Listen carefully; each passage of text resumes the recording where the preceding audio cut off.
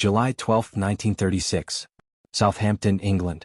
The air hangs thick with the scent of burning fuel, ozone, and the salt tang drifting off the Solent. Morning mist curls over the airfield, catching the polished aluminum fuselage of the aircraft in fragmented shafts of sunlight. On the tarmac stands the prototype K-5054, the Spitfire, a slim, elliptical-winged marvel whose delicate form belies the ferocity it is meant to deliver. Around it, RAF officers in starched uniforms and polished boots murmur among themselves, some skeptical, others curious. Flight Lieutenant Charlie Weston leans against the wing, eyeing the aircraft with measured doubt. The narrow fuselage, taut fabric control surfaces, and finely tapered wings seem almost fragile, too lightweight for the chaotic violence of aerial combat. Will it even survive a dive? He mutters under his breath. Group Captain Reynolds, arms folded behind his back, laughs softly, a humorless, dry chuckle. We'll see, he says, though the quiver in his voice betrays his unease. Nearby, engineers hustle over gauges and instruments, adjusting paneling and examining the Rolls-Royce Merlin engine that hums with life, pistons ticking, valves opening and closing in a precise symphony of mechanical engineering. Test pilots, including Eric Hawk Langley, slip into the cockpit, leather helmets snug, goggles catching glints of the morning sun. Fingers caress throttle and stick, instruments meticulously checked. Every pivot of control surfaces, every vibration under the fuselage is scrutinized, logged, and noted in anticipation of the first real trial. The Merlin engine roars. K-5054 taxis forward, small wheels biting into the damp tarmac. Dust rises in clouds that glint in the sunlight. The aircraft lifts smoothly, banking with an elegance that defies its diminutive size. Officers below shift uncomfortably in their boots, caught between skepticism and awe. A toy, mutters Reynolds again, almost to himself, though the rising note of apprehension undercuts the disdain. Langley climbs steadily, rolling through loops and testing the plane's agility. The elliptical wings slice the clouds like blades, sunlight reflecting off the metal skin in dazzling flashes. The prototype responds instantly to the slightest adjustments in the control stick. A sudden gust rocks the aircraft, and it corrects with fluid precision, wings vibrating slightly but never faltering. Below, murmurs ripple among the onlookers, some impressed, others unconvinced. How could such a seemingly fragile aircraft withstand the stress of combat against the Luftwaffe's firepower? Weston straightens, adjusting his leather gloves and cap. Engineers furiously scribble notes, recording stress readings, control responses, and engine performance. Mechanically, the Spitfire is extraordinary, yet the officers' eyes search for flaws, doubts lingering like shadows across the hangar walls. How would this toy fare under the pressure of long-range missions or in dogfights against faster, heavier aircraft? Langley brings the Spitfire into a sharp dive, testing its Merlin engine under strain. The plane responds beautifully, wings flexing slightly, control surfaces holding firm. The sound of the engine is intoxicating, a low, throaty growl, powerful yet controlled. The aircraft levels out, banks sharply, and returns to Southampton with astonishing smoothness. Dust settles, engines quiet, and a hush falls over the airfield. Officers exchange uneasy glances. The lightness that had seemed frailty now hints at a terrifying advantage. Maneuverability, speed, and precision that heavier aircraft could not match. R.J. Mitchell's design is beginning to speak for itself, even if the skeptics refuse to admit it aloud. The Spitfire is no longer just a prototype, it is a promise of aerial dominance, a delicate predator in the making. Even in this moment of early testing, whispers travel through the ranks. Fast, yes, but can it survive combat? Yet every observer knows, deep down, that they have witnessed something extraordinary. The Spitfire may look like a toy, but it has the potential to reshape the very skies above Britain, turning the tide of war in ways no one yet dares to predict. The prototype sits gleaming under the rising sun, the future of the RAF quietly resting on its narrow wings. September 3, 1938. Castle Bromwich Aerodrome, Birmingham. The morning fog clings to the ground, drifting across hangars and scattering light through skeletal frames of scaffolding. The air carries the scent of oil, heated metal, and freshly poured concrete. The second prototype, K-5056, rests on the tarmac, its elliptical wings gleaming with a subtle shine as engineers make last-minute checks. British officers and members of the Air Ministry gather, expressions a mix of curiosity and restrained skepticism. Wing Commander Edward Hughes paces along the perimeter, hands clasped behind his back. His eyes, sharp and calculating, scan the aircraft's slim fuselage, the tapered wings, the compact engine cowling. "It looks like a child's plaything," he mutters to his adjutant, a young pilot named Peter Lawson, who tries not to let his grin show. Lawson leans against a fuel truck, helmet under arm, eyes gleaming with anticipation. "And yet it might just be the deadliest child in the skies," he replies quietly. Mechanics adjust the Merlin engine one last time. Pistons hiss, valves open, and the propeller begins to spin in measured rhythm. Sparks flicker briefly and oil glistens along the cylinder heads. The engineers, clad in grease-stained overalls, communicate in clipped, technical phrases, their eyes scanning gauges, listening for even the slightest anomaly. Everything must be perfect. The Spitfire's reputation, fragile as it is, depends on flawless execution. Hughes watches as Flight Lieutenant Eric Langley climbs into the cockpit, settling against the seat, strapping himself in with practiced precision. The leather helmet creaks as he adjusts the straps, goggles reflecting the early sunlight.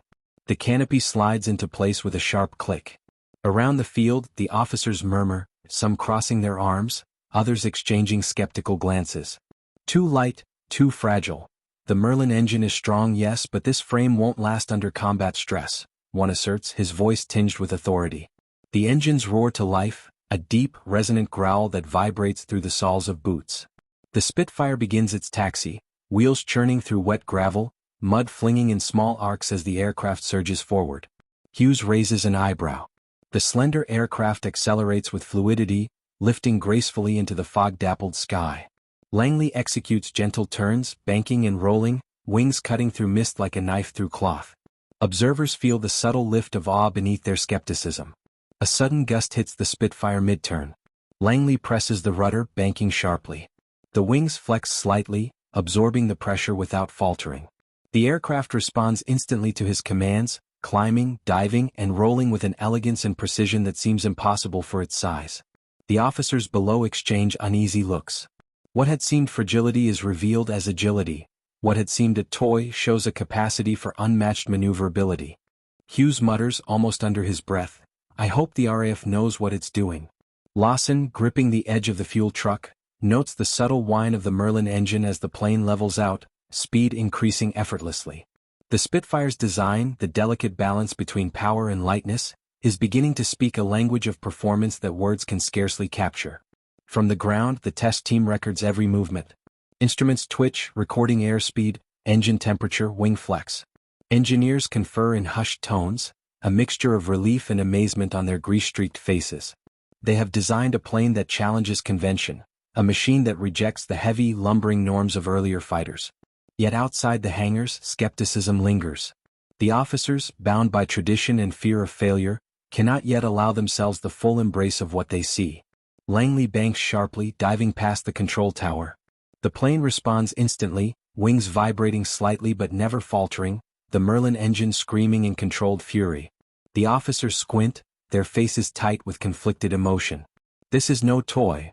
This is a weapon of unprecedented precision, designed for survival and dominance in a world teetering on the edge of aerial warfare. As the Spitfire lands smoothly, dust and fog rising in its wake, Hughes exhales, running a hand across his mustache. His skepticism has not disappeared, but a grudging respect creeps in, silent yet undeniable. The plane may yet prove its worth, not on the tarmac but in the skies over Britain, when the enemy arrives, engines roaring, guns blazing, and the fate of a nation hangs in balance. July 15, 1939. RAF Tangmere, West Sussex. The early morning sun casts long shadows across the sprawling airfield, glinting off rows of neatly lined Hurricanes and the slender, newly commissioned Spitfires. A crisp breeze carries the scent of wet grass, aviation fuel, and the metallic tang of engine oil. Pilots, clad in khaki flight suits, tighten straps on leather helmets, check oxygen lines and peer through fogged goggles. Among them, Flight Lieutenant Eric Langley runs pre-flight checks on K-9843, the latest production Spitfire, his fingers tracing the smooth lines of the elliptical wings, the polished cowling of the Merlin engine. Squadrons gather for briefing, their chatter a mix of nerves and excitement. Wing Commander Arthur "Dusty" Miller addresses the men, a tall figure with graying hair, spectacles catching the light. "Gentlemen," he begins, voice crisp, "today we test not just your skill, but the aircraft that will defend this nation. The Spitfire is unlike anything you've flown. Light, fast, agile. Some call it fragile. I call it Britain's hope." A ripple of laughter passes through a few officers in the back, whispers echoing, "Hope? This thing will shatter in combat." Langley climbs into the cockpit, adjusting straps, checking instruments with meticulous care. The Merlin engine roars to life, a purr of power that vibrates through the airframe. As he taxis to the runway, the Spitfire feels alive beneath him, responding with a sensitivity that makes even minor corrections precise. Other pilots watch, some skeptical, some intrigued, as the plane lifts effortlessly into the pale blue sky. Once airborne, Langley performs a series of maneuvers, testing roll rates, climb speeds, and tight turns. The Spitfire responds with astonishing accuracy, banking sharply without lag, the fuselage flexing as the aerodynamic design absorbs the stress.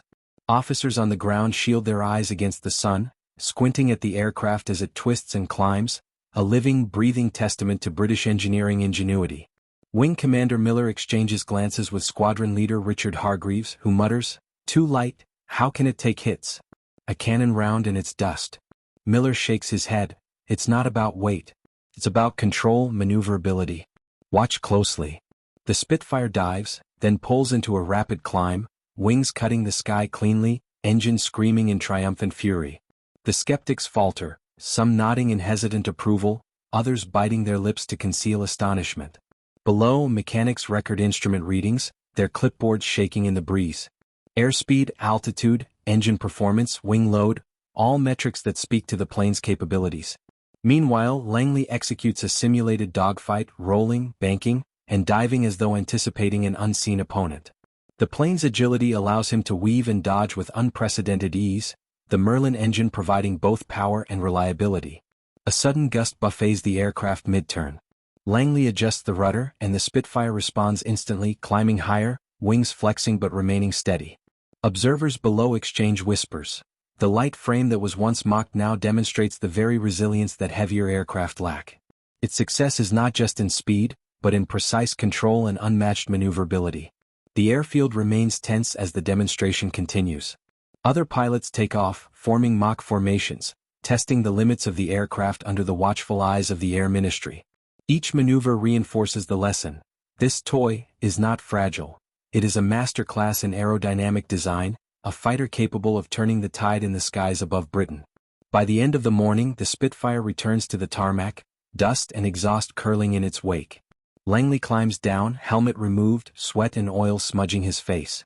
Officers approach cautiously, murmuring words of cautious admiration. The debate between skepticism and awe simmers quietly. The machine has spoken through action, not persuasion. Even among the doubters, a silent acknowledgement grows. The Spitfire may yet dominate the skies, a guardian of Britain in the storms to come. And as the sun climbs higher, glinting off its polished wings, the nation's hope takes form. A slender, elliptical-winged fighter that could change everything. August 26, 1940. RAF Duxford, Cambridgeshire. The dawn is muted, a gray veil hanging over the airfield as early morning mist curls around the fuselages of grounded Spitfires and Hurricanes. The tension is palpable. The Luftwaffe is already across the channel, their bombers and fighters a dark promise on the horizon. Pilots pace the tarmac, checking weapons, communicating in clipped radio chatter, gloves fumbling with ammunition belts. The smell of avgas and oil is heavy in the damp air, and distant church bells toll, a stark reminder that the civilian population below depends on their vigilance. Squadron Leader Hargreaves assembles his men for a final briefing, map in hand. "Gentlemen, the Luftwaffe thinks Britain is defenseless. They underestimate our fighters. Underestimate the Spitfire." His voice is firm, cutting through the low hum of aircraft engines. Pilots glance at the Spitfires, their sleek frames glinting, the elliptical wings promising agility unmatched by anything the enemy has deployed. Some faces still betray a shadow of doubt, memories of early skepticism linger, but the gravity of the moment overrides hesitation. At 0700 hours, radar reports signal incoming raids over Kent and the Thames estuary. Scramble orders crack over the airfield loudspeakers. Pilots leap into cockpits, throttle levers forward, Merlin engines roaring to life in a chorus of raw power. Langley grips the control stick, eyes scanning the cloud-streaked sky, flaps and ailerons responding with immediate precision. The aircraft rises, climbing sharply as if eager to meet the enemy. Above the clouds, the first formations of Dornier Du 17s and Messerschmitt Bf 109s appear, silhouetted against the muted sunlight. British Spitfires intercept, banking sharply, rolling into attack formations with fluidity that seems almost unnatural. Machine guns chatter, tracer rounds slicing the sky, leaving trails that shimmer momentarily before vanishing. Pilots maneuver aggressively, the Spitfire's light frame allowing sudden climbs, dives, and tight turns that heavier German aircraft struggle to match. Langley locks onto a Bf-109, spiraling in a dive, the Spitfire responding perfectly, Merlin engine howling under stress. He fires a short burst, the round striking home, smoke curling from the enemy fighter's wing. Below, the English countryside blurs as dogfights weave in intricate patterns overhead, the clash of steel and skill a violent ballet. From the control towers, officers monitor the battle through binoculars and primitive radar plotting, the early doubts of the Spitfire's durability now replaced with astonishment. Reports trickle in, enemy aircraft are being downed at unprecedented rates. The light, previously mocked fighter dominates the engagement, its speed and maneuverability allowing pilots to evade and counterattack with near telepathic precision. Even amidst the chaos, the aircraft's performance is not flawless. One pilot, chasing a Ju-88, takes a grazing hit on the tailplane. The Spitfire shudders, but the airframe holds, allowing him to recover and return to formation. Observers on the ground exchange looks of disbelief. What had been called a toy endures the rigors of combat better than many expected. As the hours pass, waves of Luftwaffe bombers attempt to reach London, but the combination of Spitfires and Hurricanes intercepts them repeatedly. Pilots rotate, dive, and climb in patterns that seem impossible until executed. The sky above Britain is transformed into a proving ground, a crucible in which the Spitfire demonstrates that speed, agility, and a skilled pilot outweigh raw armor and weight. By late afternoon, the Luftwaffe begins to withdraw. Smoke trails mark destroyed bombers and fighters, while the battered but intact Spitfires return to their bases, engines whining as they settle onto wet tarmac. Ground crews rush forward, checking damage, refueling, and preparing for the next sortie. The pilots climb down, faces streaked with sweat, grime, and exhilaration. Hargreaves and Miller exchange silent nods, a quiet acknowledgement of the Spitfire's triumph and the courage of those who flew it. In officers' mess halls that evening, debate simmers no longer about fragility but about tactics, pilot skill, and the extraordinary performance of a plane once underestimated. The Spitfire has earned its place not through design alone, but by proving its worth in the crucible of Britain's most desperate hour. It has become more than a plane, it is a symbol, a hope, a guardian in the skies. September 15, 1940. Southern England. A bright, crisp morning dawns, the air electric with tension. Reports from chain home radar stations indicate a massive Luftwaffe formation heading toward the southeastern coast. Pilots at RAF Tangmere and Biggin Hill scramble as the first German bombers are spotted crossing the channel. The sky, painted in pale gold and gray, is about to erupt in one of the most decisive air battles of the war. Wing Commander Douglas Bader, prosthetic legs notwithstanding, strides across the tarmac, his uniform damp from morning dew. He surveys the rows of Spitfires, noting each aircraft's polished fuselage and taut fabric-covered wings. Today, he murmurs almost to himself, we see whether the Spitfire can truly turn the tide. Mechanics tighten engine cowls and check weaponry, aware that even a small oversight could be fatal in the ensuing chaos. The first wave of Messerschmitt Bf-109s appears above the channel, escorting Heinkel He-111 bombers toward London. Pilots climb into Spitfires, the Merlin engines thrumming like caged beasts eager for release. As the fighters gain altitude, the sun glints off polished propellers and canopy glass, momentarily blinding some attackers as if the aircraft themselves are resisting the darkness of war. Dogfights begin almost immediately. Spitfires dive and roll with astonishing speed, executing Immelmann turns and steep climbs that leave heavier German planes struggling to maintain formation. Machine guns chatter, tracer rounds trace deadly arcs across the sky. Pilots push their aircraft to the limits, feeling the vibration of the airframe and the raw power of the Merlin engine as every maneuver tests both skill and machine. One young pilot, Flight Lieutenant Peter Townsend, spies a Dornier bomber trying to slip through a gap in the formation. He dives, aligning sights, and opens fire. The rounds tear through the fuselage, igniting fuel lines. The bomber spirals downward, smoke curling into the morning sky, a testament to the Spitfire's precision and power. Around him, other pilots score hits, the Luftwaffe suffering losses far higher than anticipated. Below, civilians gaze skyward, hearing the intermittent roar of engines and bursts of gunfire. Children cling to parents' hands while church bells toll an uneasy rhythm. Newspapers will later call this Battle of Britain Day, a pivotal moment in which the Spitfire proved indispensable. Back on the ground, officers previously skeptical of the Spitfire's capabilities watch reports trickle in with astonishment. Squadron after squadron returns with minimal damage, their aircraft having absorbed punishment that earlier designs would have collapsed under. The toy Spitfire has defied expectations, demonstrating durability alongside unmatched maneuverability. By dusk, the Luftwaffe retreats across the Channel, battered and demoralized. British pilots land on sodden airfields, faces streaked with soot, sweat, and exhilaration. Ground crews rush to service engines and weapons, but for the first time, there is a sense of accomplishment beyond survival. A recognition that the Spitfire is not merely a tool, but a decisive factor in the defense of the nation. In briefing rooms that evening, commanders update intelligence and analyze aerial photographs. The doubts of early development discussions, concerns about thin wings and lightweight frames, fade into memory replaced by admiration.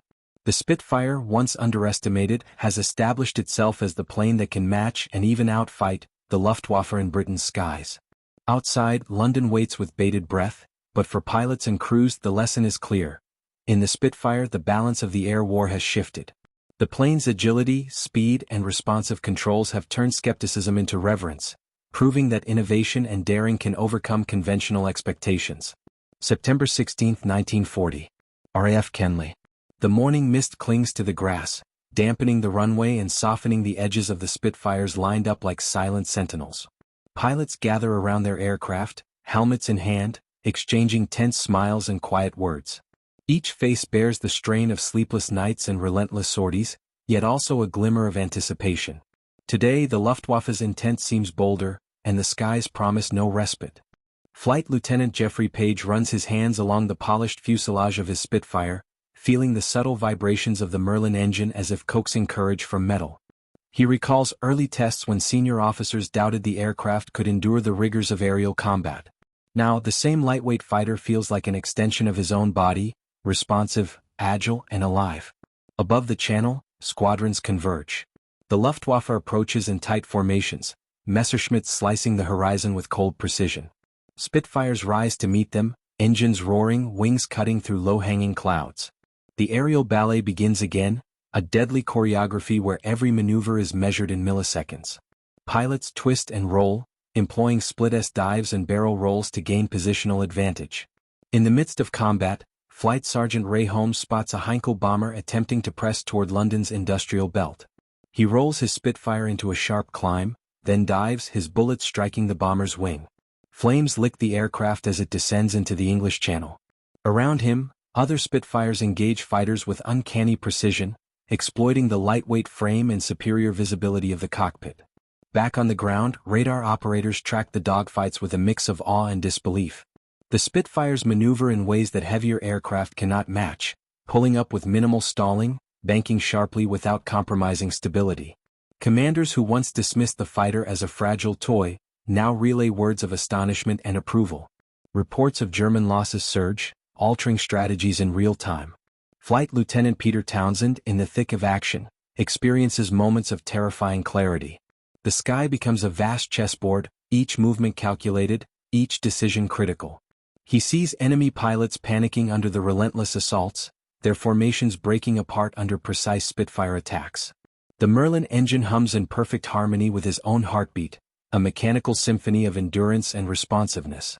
In quiet moments between sorties, pilots speak candidly of their newfound respect. One officer recalls the skepticism of initial meetings, concerns over wing strength, durability under heavy fire, and high-speed stability. "We were fools to doubt it," he murmurs, watching a Spitfire taxi past with wings shimmering in the early sun. "It's more than a plane, it's a force multiplier." As the afternoon stretches on, dogfights wane, and the Luftwaffe begins to retreat. British pilots land, faces streaked with sweat and soot, adrenaline still coursing. Mechanics inspect engines, wings, and control surfaces, noting minor scratches but no catastrophic failures. The Spitfire has withstood sustained combat with minimal damage, solidifying its reputation among those who fly and maintain it. Reports from airfields filter upward, reaching commanders in London. They detail successful interceptions, minimal losses, and the Spitfire's unmatched performance. The narrative is clear. The toy plane has become a symbol of resistance, agility, and British ingenuity. Its presence in the sky has shifted morale, not just among pilots but across the nation watching from below. Even as night falls, the pilots' conversations linger on the Spitfire's achievements. Tales of near misses, tactical improvisations, and narrow victories circulate through mess halls. For those who once doubted, there is now respect mingled with awe. The aircraft that many had laughed at has proven it can dominate the skies when paired with skilled pilots and bold tactics. September 18, 1940. Dover Cliffs. A thin layer of fog rolls over the coastline, blurring the horizon where the sea meets the sky. From above, Spitfires glide in formation, wings catching the slanting morning light, engines purring like controlled thunder. Today, reports indicate another major Luftwaffe push, targeting radar installations and airfields critical to Britain's defensive network. Every sortie counts, every pilot and aircraft a vital cog in the nation's survival. Squadron leader Johnny Johnson leads his flight over the channel, scanning for incoming formations. The tension is palpable. Each man grips his controls tightly, eyes sharp, ears attuned to the hum of Merlin engines and the distant droning of German bombers. The Spitfire's design, once dismissed as fragile, allows instant responsiveness. Johnson rolls his plane sharply, avoiding a burst of enemy fire, and observes his wingmen executing similar maneuvers with precision. The lightweight frame, once a subject of ridicule, proves essential in these rapid, high-stakes engagements. Below, Dover's radar operators track the approaching enemy, their voices calm but urgent. Intelligence indicates a mixed formation, Ju-87 Stukas escorting Dornier and Heinkel bombers, with Messerschmitt Bf 109s providing fighter cover. The RAF scramble order is immediate. Within minutes, the air is alive with the roar of Merlin engines and the whine of German fighters. The Spitfires rise, slicing through clouds, climbing to intercept, their elliptical wings cutting clean lines across the morning sky. The dogfights erupt in a chaotic ballet. German formations attempt to press bombing runs, but the Spitfire's superior maneuverability allows pilots to weave around enemy fire, counterattacking from angles previously deemed impossible. Flight Lieutenant Tony Bartley dives onto a Heinkel, firing controlled bursts that ignite the bomber's fuselage. Around him, other pilots engage fighters, each engagement a delicate dance of skill, timing, and trust in the aircraft's engineering. On the ground, commanders who had once mocked the Spitfire take careful notes. Reports describe tight turns, rapid climbs, and the aircraft's ability to endure sustained fire without structural failure. Observers cannot help but note the morale shift among pilots. Confidence in their aircraft translates into audacious tactics and bolder strategies. The Spitfire has become not merely a tool, but a symbol of possibility. In the thick of the battle, Pilot Officer Eric Locke experiences a moment of vertigo and exhilaration. The sky is a maelstrom of smoke trails, tracer rounds, and distant explosions. Yet in the cockpit of his Spitfire he feels control. The plane responds instinctively to every input, banking, diving, and climbing with precision that heavier aircraft cannot match. Locke maneuvers behind a Messerschmitt, lining up a shot, and the enemy fighter spirals into the channel. Victory is measured not just in destruction, but in the strategic advantage provided by agility and speed. By mid-afternoon, the Luftwaffe begins to withdraw, battered and disorganized. Spitfires maintain patrol, ensuring retreating forces do not regroup. Pilots land at airfields, engines still warm, faces smeared with grime, adrenaline slowly ebbing. Mechanics examine the aircraft, noting minor scuffs but no catastrophic failures, a testament to both design and craftsmanship. The planes that were once doubted have endured the crucible of combat repeatedly, solidifying their reputation as indispensable assets in Britain's defense. Evening descends over Dover. Pilots remove their helmets, exchange stories, and quietly tally the day's victories. Some speak of tactical innovations made possible only because of the Spitfire's capabilities. Squadron communications note increased confidence, aggressive maneuvers, and decreased losses compared to previous sorties. Commanders too acknowledge the shift. What was once underestimated is now celebrated as a key factor in Britain's aerial resilience. The nation watching from below begins to grasp the significance. Radio broadcasts relay successes, emphasizing the Spitfire's role in intercepting enemy formations and protecting cities from bombing raids. Photographs circulate in newspapers, black and white images of sleek, elliptical wings and determined pilots, capturing the imagination of a country under siege. The toy Spitfire has become a symbol of hope, ingenuity, and the unyielding spirit of those defending the skies. October 15, 1940. RAF Tangmere, Sussex. A crisp autumn morning blankets the airfield, dew glinting off the polished wings of parked Spitfires. The sounds of engines warming and pilots briefing are a familiar cadence, but beneath the routine lies the weight of history in the making. The Battle of Britain, now months in, has tested the limits of men and machines alike, and the Spitfire stands at the center of this crucible. Squadron leader Johnny Johnson walks along the line of aircraft, noting the minor repairs and adjustments that ensure peak performance. Each plane tells a story, bullet holes patched, propellers balanced, engines tuned with painstaking care. These details, once criticized as extravagant for a fragile aircraft, have become essential to maintaining the edge in the skies over southern England. Mechanics exchange nods with pilots, aware that their precision work saves lives and safeguards the homeland. Meanwhile, across the Channel, Luftwaffe intelligence struggles to comprehend the Spitfire's dominance. Reports describe an aircraft that combines speed, agility, and firepower in ways previously unseen.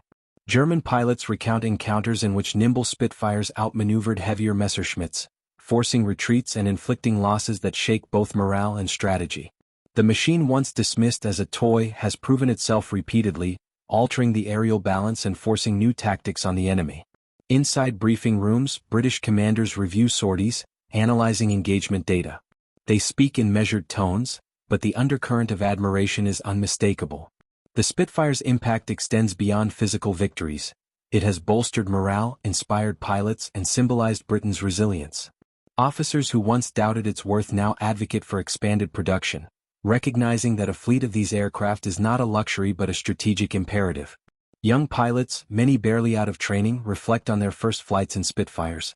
Flight Lieutenant Tony Bartley remembers the initial thrill of responsiveness, the instinctive connection between pilot and machine, and the confidence it imparts.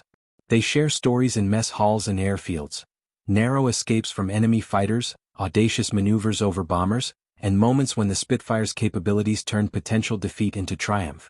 These narratives spread across squadrons, reinforcing a culture of trust and respect for the aircraft. In public consciousness, the Spitfire becomes a potent symbol. Newspapers, magazines, and newsreels highlight its role in protecting cities, intercepting bombers, and embodying the ingenuity of British engineering.